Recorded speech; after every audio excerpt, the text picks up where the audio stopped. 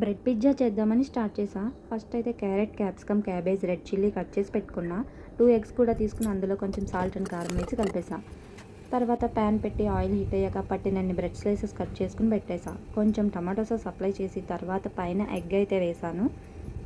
Cut చేసిన wedges అన్నీ కలర్ఫుల్గా ఒక్కొక్కటి పెట్టేసా. క్యాబేజ్ ఎందుకు వేసానా అని అనుకుంటున్నారా? ఇంట్లో ఖాళీగా ఉందని కూర్చోపెట్టేసా అండి. చూడడానికైతే చాలా కలర్ఫుల్గా అయితే కనిపిస్తుంది. అన్నీ వేసాక చీజ్ వేద్దామని చూస్తే డేట్ ఎక్స్పైర్ అయిపోయింది. ఇంకా చేసేది ఏముంది అని చెప్పి అలానే కానిచ్చేసా. చీజ్ లేకుండా అయితే ఏమైంది అని చెప్పి ఓపెన్ చేసి చూస్తే వెజ్జీస్ అన్నీ కొంచెం పచ్చపచ్చగా కనిపించాయి. సర్లే అని తిప్పేసి మళ్ళీ మూత పెట్టేసా.